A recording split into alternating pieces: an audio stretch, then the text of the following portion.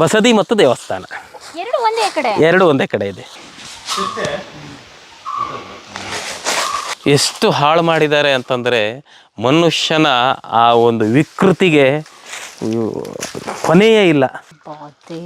ಕದ್ದಾರು ಬರ್ತಾರೆ ಈ ಕಾಡೊಳಗಡೆ. ಹೌದು ಹೌದು. ಕಾಳಿಂಗ ಜೋರಾಗಿ ಉಸಿರನ್ನ ಬಿಟ್ಟರೆ ಆ ವಿಷದಿಂದ ಜಿಂಕೆ ಸಾಯುತ್ತೆ ಅಂತೇಳಿ ಆ ಭಯದಿಂದ ಇದು ಓಡ್ತಾ ಇದೆ. ಆನೆ ಶಕ್ತಿಯ ಸಂಕೇತವಾಗಿ ಇಲ್ಲಿ ಆನೆಯನ್ನ ಚಿತ್ರಣ ತುಂಬ ದೊಡ್ಡದಿದೆ. ಇಲ್ಲಿ ಆಂಜನೇಯ. ಇಲ್ಲಿ ಹಚ್ಚಿರುವಂತಹ ದೀಪ ಗೇರು ಸೊಪ್ಪಕ್ಕೆ ಕಾಣಿಸ್ತಾ ಇತ್ತು. ಗೇರು ಸೊಪ್ಪೆಯಲ್ಲಿ ಹಚ್ಚಿದರೆ ದೀಪ ಇಲ್ಲಿಗೆ ಕಾಣಿಸ್ತಾ ಇತ್ತು. ರಾಣಿ ಎಲ್ಲಿ ಆ ದಿನ ವಾಸವಾಗಿದ್ದಾಳೆ, ಎಲ್ಲಿ ಆ ದಿನ ಉಳ್ಕೊಂಡಿದ್ದಾಳೆ, ಅದರ ಪ್ರಯುಕ್ತವಾಗಿ ಈ ದೀಪವನ್ನು ಬೆಳಗ್ತಾ ಇದ್ರು. ನಮ್ಮ ಭಾಗದಲ್ಲಿ ಸಾಮಾನ್ಯವಾಗಿ ಕಾಳಿಂಗ ಬಹುತೇಕವಾಗಿ ಕಂಡುಬರುತ್ತೆ. ಇದು ಕಾಳಿಂಗನ ಆಕೃತಿ. ತಾನು ಸರ್ವಧರ್ಮ ಸಮನ್ವಯಿ ಅನ್ನುವಂಥದ್ದಕ್ಕೆ ಒಂದು ಸಿಂಪಲ್ ಏಕ ಕಲ್ಲಿನಲ್ಲಿ ಉದಾಹರಣೆಯಾಗಿ ತೋರಿಸಿರುವಂಥದ್ದು ಈ ದೀಪಸ್ತಂಭ. ರಾಣಿ ತನ್ನ ಸಂಗ್ರಹವನ್ನು ಅಂದರೆ ಭಂಡಾರದ ಸಂಗ್ರಹವನ್ನು, ರಾಣಿಯ ಭಂಡಾರ ಈ ಕಾನೂರು ಕೋಟೆಯಲ್ಲಿತ್ತು. ಮಲೆನಾಡು ಏರಿಯಾದಲ್ಲಿ ಗೋವರ್ಧನಗಿರಿಯ ತುತ್ತ ತುದಿಯಲ್ಲಿದ್ದೇವೆ. ಕಾಲದಲ್ಲಿ ಇತ್ತೀಚೆಗೂ ಸಹ ದೋಣಿಯನ್ನು ಮಾಡಬೇಕು ಅಂದರೆ ಇದೇ ಮರವನ್ನು ಬಳಸ್ತಾ ಇದ್ರು. ಅಲ್ಲಿರ್ತಕ್ಕಂತಹ ದ್ವಾರಪಾಲಕರ ಬದಲಾಗಿ ದ್ವಾರಪಾಲಕಿಯರು. ಮೇಲೆ ಎಲ್ಲ ತುಂಬ ಸುಂದರವಾಗಿರುತ್ತೆ. ಅದನ್ನು ಸಹ ಜರುಗಿಸಿದ್ದಾರೆ, ಆದರೆ ಜರುಗಲಿಲ್ಲ ಅದು. ಈಗ ಎಲ್ಲ ಕಡೆಗೂ ಮಾನಸ್ತಂಭಗಳು ಇರ್ತವೆ ಅಥವಾ ಗರುಡ ಸ್ತಂಭಗಳು ಇರ್ತವೆ. ಆದರೆ ಇಲ್ಲಿ ವಿಶೇಷ ಏನಪ್ಪ ಅಂತಂದರೆ ದೀಪಸ್ತಂಭ ಇತ್ತು. ದೀಪಸ್ತಂಭ ಅಂತಂದರೆ ಏನು? ಇಲ್ಲಿರ್ತಕ್ಕಂತಹ ಈ ದೀಪಸ್ತಂಭ ಅಂದರೆ ಈ ಸ್ತಂಭ ಇದೆ, ಕಂಬ ಇದೆಯಲ್ವಾ, ಈ ಕಂಬದ ತುದಿ ಭಾಗ, ಮೇಲ್ಭಾಗ ಇದೀಗ ಉರುಳ್ಕೊಂಡು ಬಿದ್ದಿದೆ. ಇದರ ಮೇಲ್ಭಾಗದಲ್ಲಿ ಮೇಡಮ್ ಈಗ ನಾವು ಈಗ ಬಿದ್ದಿರೋವಂಥದ್ದು ಇದೆಯಲ್ವಾ, ಇದನ್ನು ನಾವು ದೀಪಸ್ತಂಭ ಅಂತ ಹೇಳಿ ಕರಿತೇವೆ. ಹೆಚ್ಚು ಕಡಿಮೆ ಇದು 30 ಅಡಿ ಉದ್ದದ ಮೇಲಿದೆ. ಇದು 35ರಿಂದ 40 ಅಡಿ ಉದ್ದ ಇದೆ. ಏಕಕಲ್ಲು, ಇದು ಒಂದೇ ಕಲ್ಲು ನೋಡ್ರಿ. ಇದು ಕೆಳಭಾಗದಿಂದ ಮೇಲ್ಭಾಗಕ್ಕೆ ಲಿಫ್ಟ್ ಮಾಡಿದ್ದಾರೆ. ಇದು ಕಳ್ಳರು ತಮ್ಮ ನಿಧಿಗಾಗಿ ಇತ್ತೀಚೆಗೆ ಒಂದು 15 ವರ್ಷದ ಹಿಂದೆ ನಾನು ಫಸ್ಟ್ ನೋಡಿದಾಗ ನಿಂತಿರುವಂಥದ್ದು. ಇದ್ರ ಮೇಲ್ಗಡೆ ಒಂದು ಬಾಂಡಲಿ ಆಕಾರದಲ್ಲಿ ಒಂದು ದೊಡ್ಡದಿತ್ತು, ಒಂದು ಹಣತೆ ಅಂತ ಹೇಳಿ ಕರಿತೀವಲ್ಲ ಅದು. ಆಮೇಲೆ ಇದರ ಮೇಲೆ ದೀಪ ಹಚ್ಚುತ್ತಾ ಇದ್ರು. ಈ ರೀತಿಯಾಗಿರ್ತಕ್ಕಂತಹ ದೀಪಸ್ತಂಭಗಳನ್ನು ನಾವು ಗೇರುಸೊಪ್ಪ ಸಾಮ್ರಾಜ್ಯದಲ್ಲಿ ನೋಡ್ಬೋದು. ಒಂದು ಚತುರ್ಮುಖ ಬಸದಿಯ ಮುಂಭಾಗದಲ್ಲಿತ್ತು, ಒಂದು ಈ ಕಾನೂರು ಕೋಟೆಯ ತುದಿಯಲ್ಲಿತ್ತು. ಅಂದರೆ ಇದು ತುದಿ, ನಾವು ಟಾಪ್ ಲೆವೆಲಲ್ಲಿದ್ದೀವಿ. ಈಗ ಇಲ್ಲಿ ಹಚ್ಚಿರುವಂತಹ ದೀಪ ಗೇರುಸೊಪ್ಪಕ್ಕೆ ಕಾಣಿಸ್ತಾ ಇತ್ತು.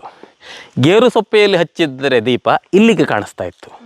ರಾಣಿ ಎಲ್ಲಿ ಆ ದಿನ ವಾಸವಾಗಿದ್ದಾಳೆ, ಎಲ್ಲಿ ಆ ದಿನ ಉಳ್ಕೊಂಡಿದ್ದಾಳೆ, ಅದರ ಪ್ರಯುಕ್ತವಾಗಿ ಈ ದೀಪವನ್ನು ಬೆಳಗ್ತಾ ಇದ್ರು ಅನ್ನುವಂಥದ್ದು ಐತಿಹ್ಯ. ಮತ್ತು ಈ ನಾವು ದೀಪಸ್ತಂಭದಲ್ಲಿ ಗೇರುಸೊಪ್ಪದಲ್ಲೂ ಸಹ ಅದೇ ರೀತಿಯಾಗಿರ್ತಕ್ಕಂಥ ಐತಿಹ್ಯ ಇತ್ತು. ದೀಪಸ್ತಂಭವನ್ನು ನಾವು ರಾಣಿ ಬೆಳಗ್ತಾಳೆ, ರಾಣಿ ಜೈನ ಧರ್ಮದವಳು, ಅದಕ್ಕೆ ಸಂಬಂಧಪಟ್ಟ ಹಂಗೆ ಏನಾದ್ರು ಮಾಡ್ಬೋದಲ್ಲ. ಹಾಗಿರಲಿಲ್ಲ. ಈ ದೀಪಸ್ತಂಭದಲ್ಲಿ 3 ಧರ್ಮಗಳಿಗೆ ಸಂಬಂಧಪಟ್ಟಿರುವಂತಹ ಚಿಹ್ನೆಗಳನ್ನು ನಾವು ನೋಡ್ತೇವೆ. ಇಲ್ಲಿ ಶಿವ ತನ್ನ ಪಾರ್ವತಿ ಒಡೆಗೂಡಿ ನಂದಿಯನ್ನು ಏರಿರುವಂತಹ ವಿಗ್ರಹದ ಫೋಟೋ. ಶಿವ ತನ್ನ ಪಾರ್ವತಿ ಅಂದರೆ ತನ್ನ ಪತ್ನಿಯಾಗಿರ್ತಕ್ಕಂತಹ ಪಾರ್ವತಿಯನ್ನು ಒಡೆಗೂಡಿ ನಂದಿಯನ್ನು ಏರಿ ಹೋಗ್ತಾ ಇರತಕ್ಕಂತಹ ವಿಗ್ರಹ. ಕೆಳಭಾಗದಲ್ಲಿ ಆಂಜನೇಯನ ವಿಗ್ರಹ, ಈ ಭಾಗದಲ್ಲಿ. ಇನ್ನೊಂದು ಭಾಗದಲ್ಲಿ ಕುಕ್ಕುಟೋರಗ ವಾಹನ. ಕುಕ್ಕುಟೋರಗ ವಾಹನ ಅಂತಂದರೆ ಪದ್ಮಾವತಿ ದೇವಿ ಅಥವಾ ಪದ್ಮಾವತಿ ಯಕ್ಷಿಯ ವಾಹನ. ಜೈನ ರಾಣಿ, ನಾಗರಾಣಿ, ಪಾರ್ಶ್ವನಾಥ ತೀರ್ಥಂಕರರ ಯಕ್ಷಿಣಿ. ಎಲ್ಲ ಧರ್ಮಗಳ ಸಮನ್ವಯತೆಯನ್ನು ಈ ಕಂಬದಲ್ಲಿ ತೋರಿಸಿದ್ದಾರೆ. ಈಗ ಮಹಾಮಂಡಲೇಶ್ವರಿ ರಾಣಿ ಚೆನ್ನಭೈರಾದೇವಿ ಜೈನ ರಾಣಿಯಾಗಿರಬಹುದು. ಉಪ್ಪುಂದ ದುರ್ಗಾ ಪರಮೇಶ್ವರಿಗೆ ಬೇಕಾದಷ್ಟು ದಾನದತ್ತಿಗಳನ್ನು ಕೊಟ್ಟಿದ್ದಾಳೆ. ಚಂದ್ರಗುತ್ತಿಗೆ ದಾನದತ್ತಿಗಳನ್ನು ಕೊಟ್ಟಿದ್ದಾಳೆ. ಇಡಗುಂಜಿಗೆ ದಾನದತ್ತಿಗಳನ್ನು ಕೊಟ್ಟಿದ್ದಾರೆ. ಹಾಗೆ ಭೀಮೇಶ್ವರಕ್ಕೆ ದಾನದತ್ತಿಗಳನ್ನು ಕೊಟ್ಟಿದ್ದಾರೆ. ಎಲ್ಲ ನಾವು ಉದಾಹರಣೆಯನ್ನು ಬಳಸ್ತಾ ಹೋದರೆ 10 ಉದಾಹರಣೆಗಳನ್ನು ನಾವು ನೋಡಬಹುದು. ಆದರೆ ತಾನು ಸರ್ವಧರ್ಮ ಸಮನ್ವಯಿ ಅನ್ನುವಂಥದ್ದಕ್ಕೆ ಒಂದು ಸಿಂಪಲ್ ಏಕ ಕಲ್ಲಿನಲ್ಲಿ ಉದಾಹರಣೆಯಾಗಿ ತೋರಿಸಿರುವಂಥದ್ದು ಈ ದೀಪಸ್ತಂಭ. ಸೊ ಹಾಗಾಗಿ ಅದಕ್ಕೆ ರಾಣಿನೇ ಸಾಟಿ ಸರ್. ಅದಕ್ಕೆ ಮಹಾರಾಣಿ ಅಂತ ಹೇಳಿದ್ರು. ಹಾಗಾಗಿ ಮಹಾರಾಣಿ ಅವ್ರ ಕಾಲದಲ್ಲೆಲ್ಲ ಸುಸೂತ್ರವಾಗಿ ರಾಜ್ಯಭಾರ ಮಾಡ್ತಾ ಇದ್ರು ಅಂತ ಹೇಳಿದ್ರೆ ಎಲ್ಲಾ ಧರ್ಮಗಳಿಗೂ ಆದ್ಯತೆ ಕೊಟ್ಟರೆ ಸಮಾನ ಆದ್ಯತೆ ಕೊಡ್ತಾ ಇದ್ಲು. ಈಗ ಭಟ್ಕಳವನ್ನು ಸುಟ್ಟು ಸೂರೆಗೊಂಡಾವಾಗ ಬಸದಿಯನ್ನು ಮಾತ್ರ ಕಟ್ಟಬಹುದಿತ್ತು ಅವಳು, ದೇವಸ್ಥಾನವನ್ನು ಯಾಕೆ ಕಟ್ಟದಳು?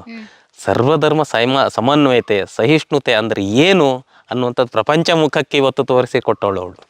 ಎಷ್ಟು ದೊಡ್ಡದಿದೆ ಅಲ್ವಾ ಸರ್? ನೋಡ್ರಿ, ಏಕಕಲ್ಲು ಈ ತುದಿಯಿಂದ ಆ ತುದಿಗೆ ಎಷ್ಟು ಅಡಿ ಇರ್ಬೋದು ಅಂತ? ಹೆಚ್ಚು ಕಡಿಮೆ ನನ್ನ ಅನಿಸಿಕೆ 35ರಿಂದ 40. ಇದ್ರ ಮೇಲ್ಗಡೆ ಒಂದು ಚಕ್ರಾಕೃತಿಯಲ್ಲಿ ಕೆಳಗಡೆ ಬಿದ್ದಿದೆ ನೋಡ್ರಿ, ಅದಿತ್ತು. ಅದ್ರ ಮೇಲೆ ಈ ಹಣತೆ ಇತ್ತು.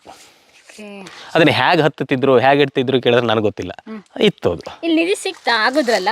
ನಾನು ಆಗದಿದ್ದಲ್ಲ. ಅಲ್ಲ, ಮಾತು ಜನಗಳ ಮಾತು. ಆದರೆ ಒಂದು ಪ್ರತೀತಿ ಇತ್ತು, ಹಾಗಾಗಿ ಅದೆಲ್ಲ ಇವತ್ತು ಗುಡಿಸು ಗುಂಡಾಂತರ ಮಾಡಿದ್ದಾರೆ. ರಾಣಿ ತನ್ನ ಸಂಗ್ರಹವನ್ನು, ಅಂದರೆ ಭಂಡಾರದ ಸಂಗ್ರಹವನ್ನು, ರಾಣಿಯ ಭಂಡಾರ ಈ ಕಾನೂರು ಕೋಟೆಯಲ್ಲಿತ್ತು ಅಂತ ಹೇಳ್ತಾರೆ. ಅದು ಊಹೆ. ರಾಣಿ ಒಂದೇ ಪ್ರದೇಶದಲ್ಲಿ ಸ್ಟೋರ್ ಮಾಡಿಡುವಷ್ಟು ದಡ್ಡಳಲ್ಲ ಅವಳು. ಆಮೇಲೆ ದೇವಾಲಯ ಬಸದಿಯ ಕೆಳಭಾಗದಲ್ಲಿ ಒಂದು ಪ್ರತೀತಿ ಇದೆ. ಏನು, ಮುಂದಿನ ಏನಾದರೂ ರಿನೋವೇಷನ್ ಆದವಾಗ ಪುನರ್ ಪ್ರತಿಷ್ಠೆ ಮಾಡಬೇಕು ಅಂದರೆ ದುಡ್ಡು ಬೇಕಾಗತ್ತೆ. ಆಗ ಬೇಕಾಗಿರುವಂಥದ್ದನ್ನು ಈಗಲೇ ದೇವರ ಪದತಲದಲ್ಲಿ ಹಾಕಬೇಕು ಸಂಬಂಧಪಟ್ಟಂತೆ ಕೆಲವೊಂದು ಮಾಹಿತಿ ಇದೆ ಅಷ್ಟೇ. ಅದು ಊಹಾಪೋಹ, ಎಷ್ಟರ ಮಟ್ಟಿಗೆ ಸತ್ಯನೋ ಗೊತ್ತಿಲ್ಲ. ಅದ್ರ ಪ್ರಕಾರ ಇಲ್ಲೆಲ್ಲ ಅಗದು ಬಿಟ್ಟಿದ್ದಾರೆ. ಸಿಕ್ಕಿದೆಯೋ ಬಿಟ್ಟಿದೆಯೋ ಗೊತ್ತಿಲ್ಲ. ಈಗ ನೋಡ್ಬೋದು, ತುಂಬ ದುರಂತದ ಸನ್ನಿವೇಶವನ್ನು ನಾವು ನೋಡ್ತೇವೆ. ಎಲ್ಲ ಸಂಪೂರ್ಣ ಹಾಳಾಗಿದೆ. ದೇವಸ್ಥಾನಕ್ಕೆ ಹೋಗ್ತಾ ಇದ್ದೀವಿ, ಬನ್ನಿ. ಬಸದಿ ಮತ್ತು ದೇವಸ್ಥಾನ ಎರಡು ಒಂದೇ ಕಡೆ ಇದೆ.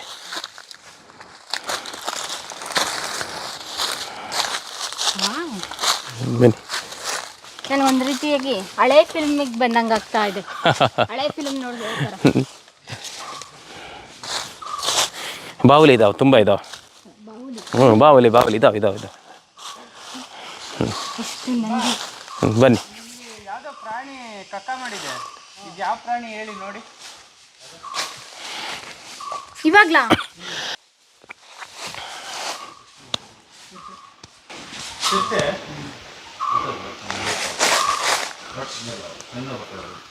ಇದು ಬಸದಿನ, ಇದು ದೇವಸ್ಥಾನ, ಶಿವನ ದೇವಾಲಯ. ಈಗ ಒಂದು ಶಾಸನದಲ್ಲಿ ಬರುತ್ತೆ, ಏನು ಬರುತ್ತೆ ಅಂತಂದರೆ, ಚನ್ನಭೈರಾದೇವಿ ಕಾಲಘಟ್ಟದಲ್ಲಿ ತಿಮ್ಮಪ್ಪ ಸೇನುಭವ ಎನ್ನುವಂಥವನು, ಈಗಿನ ಹಾಡುಗೇರಿ ಅಂತೇಳಿ ಕೆಳಭಾಗದಲ್ಲಿ ಕರಿತೀವಿ, ಅಲ್ಲಿ ಒಂದು ಶಾಸನ ದೊರಕಿದೆ. ಏನಿದೆ ಅಂತಂದರೆ, ತಿಮ್ಮಪ್ಪ ಸೇನುಭವ ತನ್ನ ಎಲ್ಲ ಸಕುಟುಂಬದ ಸಮೇತವಾಗಿ ಚರ್ಚಿಸಿ ಎಲ್ಲರ ಒಪ್ಪಿಗೆಯನ್ನು ಪಡೆದು ತನ್ನಲ್ಲಿರುವ ಎಲ್ಲ ಭೂಮಿಯನ್ನು ಕಾನೂರು ಕೋಟೆಯ ಮೇಲ್ಭಾಗ, ಗೋವರ್ಧನಗಿರಿಯ ಕೋಟೆಯ ಮೇಲ್ಭಾಗದಲ್ಲಿರ್ತಕ್ಕಂತಹ ಹನುಮಂತೇಶ್ವರನ ಸನ್ನಿಧಿಗೆ ನಂದಾದೀಪ ಬೆಳಗುವುದಕ್ಕಾಗಿ ದಾನ ಮಾಡಿದ್ದಾನೆ ಅನ್ನುವಂಥದ್ದಿದೆ. ಹನುಮಂತ ಮತ್ತು ಈಶ್ವರ ಇದ್ದ ಅನ್ನುವಂಥದ್ದು ಆ ಶಾಸನದ ಆಧಾರ. ಹಾಗಾಗಿ ಇದು ಈಶ್ವರ ದೇವಾಲಯ ಅನ್ನುವುದರಲ್ಲಿ ಅನುಮಾನ ಇಲ್ಲ.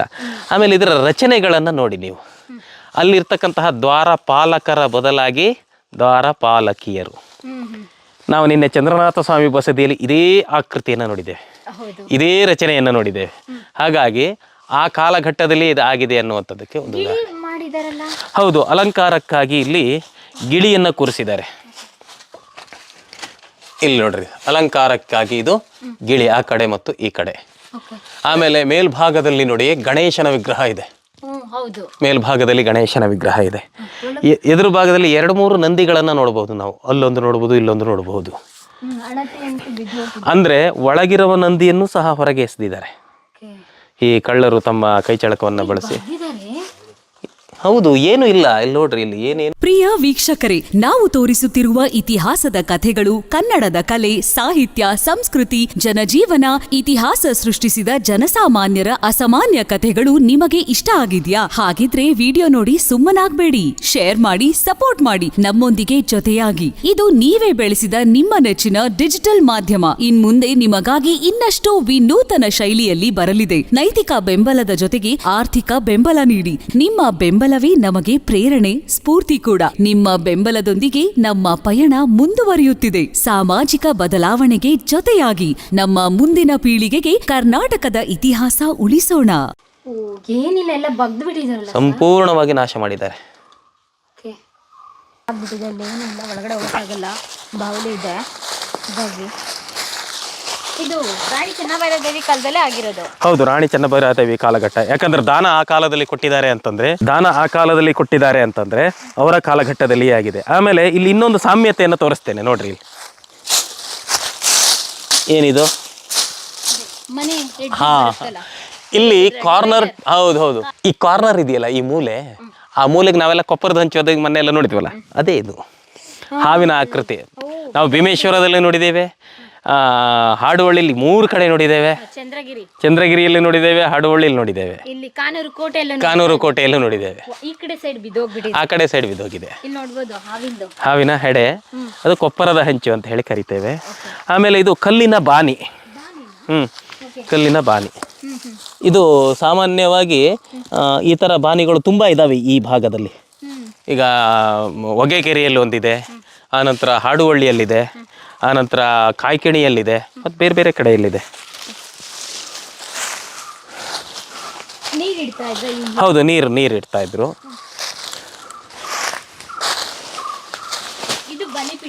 ಅದು ಬಲಿಪೀಠ. ಆನೆ ಶಕ್ತಿಯ ಸಂಕೇತವಾಗಿ ಇಲ್ಲಿ ಆನೆಯನ್ನು ಚಿತ್ರಣ ತುಂಬ ದೊಡ್ಡದಿದೆ. ಇಲ್ಲಿ ಆಂಜನೇಯ ನೋಡ್ರಿ, ಕೋಟೆಯ ಹೊರಗೆ ಆಂಜನೇಯ ಇರ್ತಾರೆ ಅನ್ನುವಂಥದ್ದಕ್ಕೆ ಇದು ಒಂದು ಉದಾಹರಣೆ. ಇಲ್ಲಿ ನೋಡಿ, ಇಲ್ಲಿ ಈ ಹಾವನ್ನು ನೋಡಿ. ಇದು ಈ ಹಾವಿನ ರಚನೆಯನ್ನು ಒಮ್ಮೆ ನೋಡಿ. ನಮ್ಮ ಭಾಗದಲ್ಲಿ ಸಾಮಾನ್ಯವಾಗಿ ಕಾಳಿಂಗ ಬಹುತೇಕವಾಗಿ ಕಂಡುಬರುತ್ತೆ.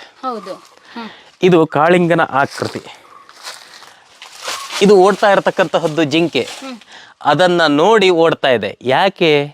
ಕಾಳಿಂಗ ಜಿಂಕೆ ತಿನ್ನತ್ತೆ ಅಂತಂದಲ್ಲ, ಕಾಳಿಂಗ ಜೋರಾಗಿ ಉಸಿರನ್ನು ಬಿಟ್ಟರೆ ಆ ವಿಷದಿಂದ ಜಿಂಕೆ ಸಾಯುತ್ತೆ ಅಂತೇಳಿ ಆ ಭಯದಿಂದ ಇದು ಓಡ್ತಾ ಇದೆ. ಓಡಬೇಕಾದ್ರೆ ಎಷ್ಟು ದೂರದಲ್ಲಿದೆ ಅನ್ನುವಂಥದ್ದನ್ನು ನೋಡೋದಕ್ಕೆ ತಿರುಗಿದೆ. ಇದು ಜಿಂಕೆ ಇರಬಹುದು, ಎತ್ತಿರಬಹುದು. ಇದು ನೋಡೋದಕ್ಕೆ ಒಂದು ಆಕೃತಿಯಲ್ಲಿ ಎತ್ತು ಕಾಣಿಸುತ್ತೆ, ಒಂದು ಆಕೃತಿಯಲ್ಲಿ ಜಿಂಕೆ ಕಾಣಿಸುತ್ತೆ. ಗಣೇಶನ ವಿಗ್ರಹ. ಇಲ್ಲ, ಈ ಕಡೆಯಿಂದ ಇನ್ನು ಡೀಪು, ಅಲ್ಲಿ ಕೆಳಗಡೆ ಇನ್ನು ಹೋಗಿ ಇಳಿಲಿಕ್ಕೆ ಆಗೋದಿಲ್ಲ. ಅಲ್ಲಿ ಹತ್ತಲಿಕ್ಕೂ ಆಗೋದಿಲ್ಲ, ಇಳಿಲಿಕ್ಕೂ ಆಗೋದಿಲ್ಲ. ಒಂದು ವಿಶೇಷ ರಚನೆ. ಯಾಕಾಗಿ ರಚನೆ ಮಾಡಿದ್ದಾರೆ ಅನ್ನುವಂಥದ್ದು ಗೊತ್ತಿಲ್ಲ. ಇದು ಹುಲಿ ಅಥವಾ ಸಿಂಹದ ಆಕಾರವನ್ನು ಹೊಂದಿದೆ ನೋಡ್ರಿ. ಇಲ್ಲಿ ಬಾಲ, ವಿಶೇಷ ರಚನೆ ಇದೊಂದು.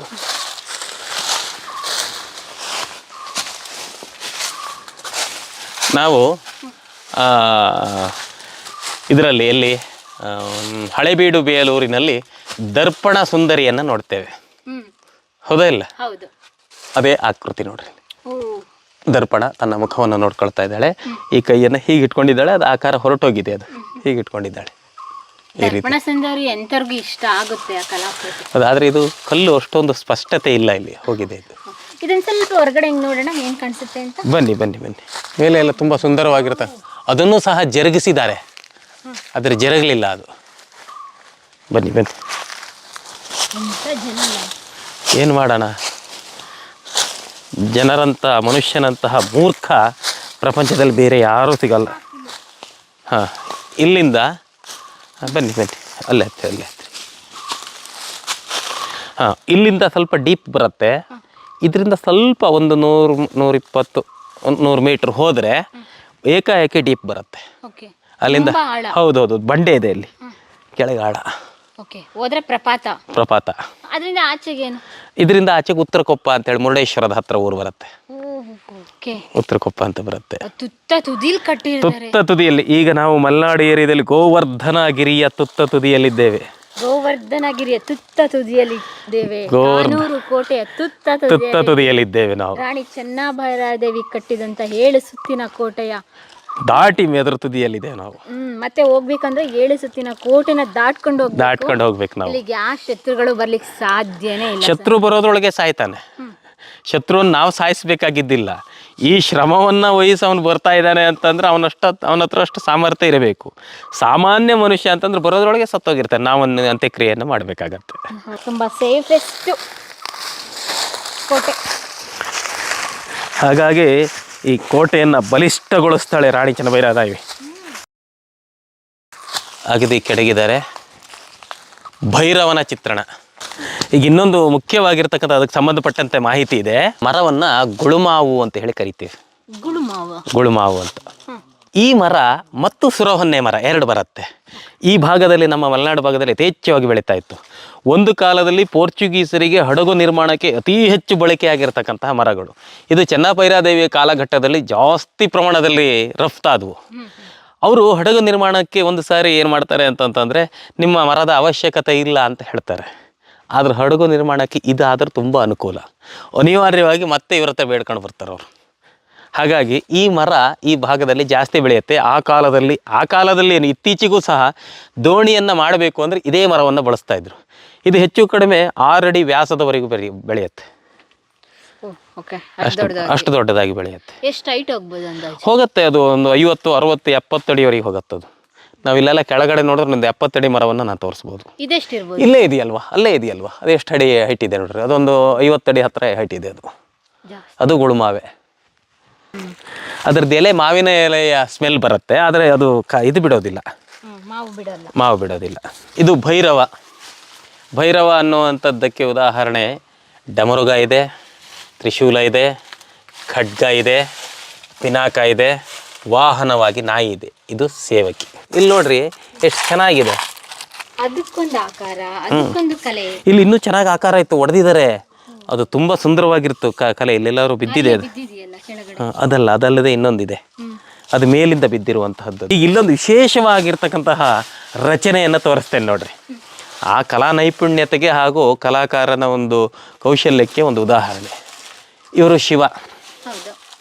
ಶಿವಲಿಂಗಕ್ಕೆ ಪೂಜೆಯನ್ನು ಮಾಡ್ತಾ ಇದ್ದಾರೆ. ಪೂಜೆ ಮಾಡ್ತಾ ಇರತಕ್ಕಂಥವರು ಯಕ್ಷ ಪೂಜೆ ಮಾಡ್ತಾ ಇದ್ದಾನೆ ಅಂತಾದರೆ ಅವನ ಕೈಯಲ್ಲಿ ಒಂದು ಗಂಟೆ ಇದೆ. ಇಲ್ಲಿ ಒಂದು ನಮ್ಮಲ್ಲೆಲ್ಲ ಸಾಮಾನ್ಯವಾಗಿ ಪೂಜೆ ಮಾಡಬೇಕಾದ್ರೆ ಆರತಿ ಬೆಳಗ್ತೇವೆ ಹೋದ್ವಾ, ಆ ಆರತಿ ಬೆಳಿಬೇಕಾದ್ರೆ ಧೂಪವನ್ನು ಬಳಸ್ತೇವೆ ನಾವು. ಮತ್ತೆ ಮರಗಳು ನಿಸರ್ಗದತ್ತ ಧೂಪ, ನೀವು ಲೋಭಾನ ಅಂತಿರೋಲ್ಲ, ಅದಕ್ಕೆ ಏನೇನೋ ಮಿಕ್ಸ್ ಮಾಡಿ ಹಾಕ್ತೇವೆ. ಈ ಧೂಪವನ್ನು ಬೆಳಗ್ತಾ ಇದ್ದಾನೆ. ಇಲ್ಲಿ ಆ ಧೂಪದಿಂದ ಹೊಗೆ ಮೇಲೆ ಹೋಗ್ತಾ ಇದೆ. ಆಮೇಲೆ ಆಕಾರ ನೋಡಿ, ಮನುಷ್ಯ ಆಕಾರ, ಸಿಂಹದ ಉಳಿದ ಭಾಗ. ಆ ನಂತರ ಇಲ್ಲೊಂದು ನೋಡ್ರಿ, ಇಲ್ಲಿ ಸ್ತ್ರೀ ಸಹ ಹೂವನ್ನು ಅರ್ಪಿಸ್ತಾ ಮಾಡ್ತಾ ಇದ್ದಾಳೆ. ಒಂದು ಕೈಯಲ್ಲಿ ದಂಡ ಇದೆ. ಇದು ವಿಶೇಷವಾಗಿರ್ತಕ್ಕಂತಹ ರಚನೆ.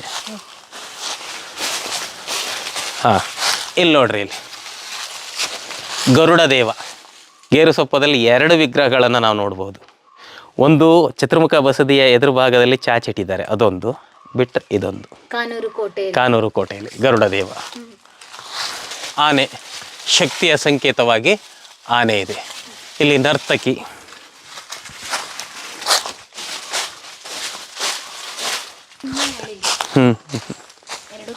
ಹೌದು. ದೇವಾಲಯದ ಮುಂಭಾಗದಲ್ಲಿ ಈಗ ನಾನು ಚಂದ್ರಶಾಲೆ ಅಂತ ನಿನ್ನೆ ಒಂದು ಕಲ್ಪನೆಯನ್ನು ಹೇಳಿದೆ. ಇಲ್ಲಿ ಕೂತ್ಕೊಂಡು ಚರ್ಚೆ ಮಾಡುವಂಥದ್ದು ಅಥವಾ ದೇವಾಲಯಕ್ಕೆ ಸಂಬಂಧಪಟ್ಟಿರ್ತಕ್ಕಂತಹ ಮೀಟಿಂಗನ್ನು ಮಾಡುವಂಥದ್ದು ಈ ಚಂದ್ರಶಾಲೆಯಲ್ಲಿ ನಡೆಯುತ್ತೆ. ಇಲ್ಲಿ ಸಾಮಾನ್ಯವಾಗಿ ಗೇರುಸೊಪ್ಪ ಸಾಮ್ರಾಜ್ಯದ ದೇವಾಲಯ ಬಸದಿಗಳಲ್ಲಿ ಚಂದ್ರಶಾಲೆಗಳನ್ನು ನೋಡ್ಬೋದು. ಹೌದು, ಡಿಫ್ರೆಂಟ್ ಆಗಿದೆ. ಇದು ಬಹುತೇಕ ಹೊಯ್ಸಳರ ಶೈಲಿಯನ್ನು ಹೋಲುತ್ತೆ ನೋಡ್ರಿ ಅದು. ಹೌದು, ಈಗ ನಾವು ನೋಡ್ಕೊಂಡು ಬಂದಿರುವಂಥದ್ದು. ಅಂದರೆ ಕೆಳಗಡೆ ಮಾತ್ರ ಅದು ಇದೆ, 3 ಪಟ್ಟಿಕೆಯ ಮೇಲೆ ಇದೆ. ಅದು ಪೂರ್ಣ ಕಾಣೋದಿಲ್ಲ, ಎಲ್ಲ ಹಾಳಾಗಿ ಹೋಗಿದೆ, ಹೂತು ಹೋಗಿದೆ. ಹೌದು. ಇಲ್ಲಿ ಮೇಲ್ಗಡೆ ಯಾವುದು ವಿಗ್ರಹಗಳಿಲ್ಲ. ಇಲ್ಲೂ ಸಹ ಗಿಳಿಗಳಿದ್ದಾವೆ. ಆದರೆ ಇಲ್ಲಿ ದ್ವಾರಪಾಲಕರು ಪುರುಷ ದ್ವಾರಪಾಲಕರಿದ್ದಾರೆ. ಇಲ್ಲಿ ಪುರುಷರನ್ನು ನೋಡ್ತೀವಿ. ಏನೂ ಇಲ್ಲ. ಇದಕ್ಕೆ ಶಾಸನಾತ್ಮಕವಾಗಿ ತುಂಬ ಆಧಾರಗಳಿಲ್ಲ. 2 ಶಾಸನ ಸಿಗುತ್ತೆ. ಹನುಮಂತೇಶ್ವರ ಅನ್ನುವಂಥದ್ದೇ ಎಷ್ಟು ಸಿಗತ್ತೆ ಅಷ್ಟೇ. ಎಲ್ಲನೂ ಹಾಳು ಮಾಡಿದ್ದಾರೆ ನಮ್ಮ ಜನ. ಏನ್ ಮಾಡೋಣ, ಕದ್ದಾರು ಬರ್ತಾರೆ ಈ ಕಾಡೊಳಗಡೆ. ಹೌದು. ಎಷ್ಟು ಪ್ರೊಡಕ್ಟ್ ಕೊಟ್ರು, ಪ್ರಾಡಕ್ಟ್ ಕಳ್ಳರಿಗೆ ಹೆಂಗೆ ಕೊಡ್ಲಿಕ್ಕಾಗತ್ತೆ? ವಿಗ್ರಹ ಇತ್ತು, ಇಲ್ಲಿ ಏನಿತ್ತು ಅನ್ನುವಂಥದ್ದಕ್ಕೆ ಸ್ಪಷ್ಟತೆ ಇಲ್ಲ. ಹನುಮಂತೇಶ್ವರ ದೇವಾಲಯ ಅನ್ನುವಂಥದ್ದು 2 ಶಾಸನದಲ್ಲಿ ಬರುತ್ತೆ. ಆ ಲೆಕ್ಕದಲ್ಲಿ ಅದು ಹನುಮಂತ, ಅದು ಈಶ್ವರ, ಇದು ಹನುಮಂತ ಅನ್ನುವಂಥದ್ದು ನನ್ನ ಕಲ್ಪನೆ. ಹಾಗಾಗಿ ಇತ್ತು. ಇದ್ರ ಮೇಲ್ಗಡೆ ಬಸದಿ ಇದ್ದಿರ್ತಕ್ಕಂತಹ ಯಾವುದೇ ಶಾಸನಗಳಿಲ್ಲ. ಇಲ್ಲಿ ಬಸದಿ ಇದ್ದಿರ್ತಕ್ಕಂಥ ಯಾವುದೇ ಶಾಸನಗಳು. ಒಂದು ಶಾಸನ ಇದೆ, ತೋರಿಸ್ತೇನೆ. ಅದು ಸಹ ಅದನ್ನೇ ಹೇಳುತ್ತೆ, ಹನುಮಂತೇಶ್ವರ ದೇವಾಲಯದ ನಂದಾದೇವಿಗೆಗಾಗಿ ಅಂತಂದು ಹೇಳುತ್ತದೆ. ಎಲ್ಲ ಬಿದ್ದು ಹೋಗಿದೆ ನೋಡ್ರಿ ಮೇಡಮ್. ಅಂತ ಇದೆಲ್ಲ ದೇವಾಲಯದ ಮೇಲ್ಭಾಗದ ರಚನೆಗಳು. ಇವು ಮೇಲ್ಭಾಗದಿಂದ ಕೆಳಗೆ ಬಿದ್ದಿರ್ತಕ್ಕಂಥದ್ದು. ಕೆಳಗಿದ್ದಾರೆ, ಹಾಳು ಮಾಡಿದ್ದಾರೆ. ಏನು ಮಾಡೋಣ?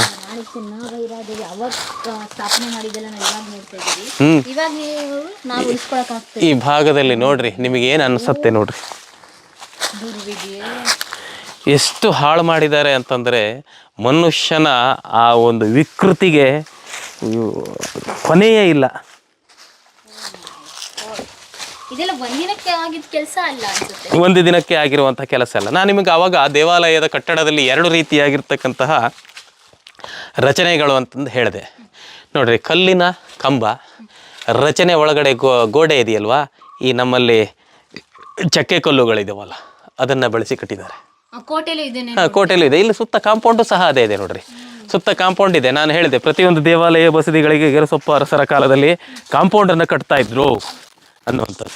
ಎಲ್ಲ ಸರ್ವನಾಶ. ಇಲ್ಲೂ ನೋಡ್ರಿ, ಇದೇ ಸಿಂಹ ಕಟಾಂಜನವನ್ನು ಎತ್ಕೊಂಡು ಹೋಗಿದ್ದವರಲ್ಲಿ ಒಂದಲ್ಲಿ ಎತ್ಕೊಂಡು ಹೋಗಿದ್ದಾರೆ. ಎಲ್ಲ ಒಂದು ಏನು ಮಾಡ್ಲಿಕ್ಕಲ್ಲ, ಒಬ್ಬನ ಹತ್ರ ಎತ್ಕೊಂಡು ಹೋಗ್ಲಿಕ್ಕೆ ಆಗೋದಿಲ್ಲ. ಇದಕ್ಕೆ ಇಲ್ಲಿ ಎಂಟ್ರೆನ್ಸು ಇದು ಅದು ಸಪ್ರೇಟ್ ಇದ್ವು. ಅದಕ್ಕೂ ಸಪ್ರೇಟ್ ಕಾಂಪೌಂಡ್ ಇತ್ತು. ಇದಕ್ಕೆ ಸಪ್ರೇಟ್ ಕಾಂಪೌಂಡು, ಅದಕ್ಕೆ ಸಪ್ರೇಟ್ ಕಾಂಪೌಂಡು. ಒಳಗಡೆ ಎಂಟ್ರಿ ಏನಿದ್ರು ಇಲ್ಲಿಂದನೇ ಬರಬೇಕು. ಇದಕ್ಕೂ ಸಹ ಚಂದ್ರಶಾಲೆ ಇತ್ತು, ಬಿದ್ದೋಗಿದೆ. ಎದುರುಗಡೆ ಪ್ರಾಂಗಣ ಅಷ್ಟೇ ಕಾಣಿಸ್ತಾ ಇದೆ.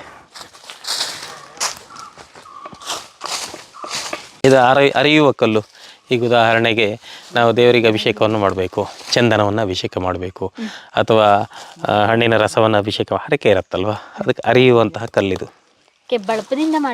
ಬಳಪ ಅಲ್ಲ, ಇದು ವೈಟ್ ಕಲರ್ ಇದೆ, ಅಮೃತಶಿಲೆ ಟೈಪ್ ಇದೆ ನೋಡ್ರಿ ಅದು.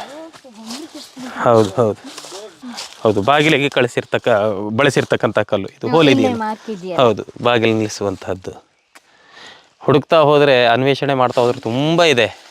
ಇಲ್ಲಿ ಬರೋದು ಕಷ್ಟ ಅಷ್ಟೇ. ಒಂದು ಒಳಗಿತ್ತು, ಒಂದು ಹೊರಗಿತ್ತು. ಒಳಗಿರೋದನ್ನು ತೆಗೆದು ಕಿತ್ತು ಹೊರಗಡೆ ಹಾಕಿದ್ದಾರೆ. ಈಶ್ವರ ಲಿಂಗದ ಪೀಠವನ್ನು ಇಲ್ಲಿ ಇಟ್ಟಿದ್ದಾರೆ ನೋಡ್ರಿ. ಲಿಂಗ ಎತ್ಕೊಂಡು ಹೋಗಿದ್ದಾರೆ, ಲಿಂಗ ಇಲ್ಲ, ಪೀಠ ಇದು. ಏನು ಮಾಡೋಣ, ಎಲ್ಲ ಇದು. ಹಾಗಂತ ಈ ದೇವಸ್ಥಾನಕ್ಕೆ ಹಿರಿಯ ವೆಂಕಟಪ್ಪ ನಾಯಕನೂ ಸಹ ದಾನಗಳನ್ನು ಕೊಟ್ಟಿದ್ದ ಅನ್ನುವಂಥದ್ದು ಒಂದು ಶಾಸನ ಇದೆಯಂತೆ. ಅದು ನನಗಿನ್ನೂ ಸಿಗಲಿಲ್ಲ. ಇದೊಂದು ಶಾಸನ. ಈ ಶಾಸನದ ಪಾಠ ನನಗೆ ಸಿಗಲಿಲ್ಲ. ಇದು ನಾನು ಹುಡುಕಿದೆ, ನನ್ನ ಕೈಗೆ ಸಿಗಲಿಲ್ಲ. ಇದು ಶೈವ ಶಾಸನ. ಬಹುತೇಕ ಹಿರಿಯ ವೆಂಕಟಪ್ಪ ನಾಯಕ ಕೊಟ್ಟಿರ್ತಕ್ಕಂತಹ ಶಾಸನ ಇದು. ಅಂದ್ರೆ ದಾನ ಶಾಸನ ಮೇಡಮ್ ಇದು. ಹೌದು ಹೌದು, ಯಾರು ಕೊಟ್ಟಿದ್ದು ಅಂತ ಸ್ಪಷ್ಟತೆ ಇಲ್ಲ. ಅದ್ರ ದಾನ ಶಾಸನ ಅನ್ನುವಂಥದ್ದು ಸ್ಪಷ್ಟ. ದೇವಾಲಯಗಳಿಗೆ ದಾನಗಳನ್ನು ಕೊಟ್ಟಿರುವಂಥದ್ದು. ಅಂದರೆ ದಾನ ಕೊಟ್ಟಿರುವಂತಹದ್ದು. ಈಗ ಚಾಕ್ ಪೀಸ್ ನಾನು ತಗೊಂಡು ಬಂದ್ಬಿಟ್ಟಿದ್ದಿದ್ರೆ ಒಂದಿಷ್ಟನ್ನು ಓದಿ ಹೇಳ್ತಿದ್ದೆ. ಜಯಾಭ್ಯುದಯ, ಸ್ವಸ್ತಿ ಶ್ರೀ ಜಯಾಭ್ಯುದಯ.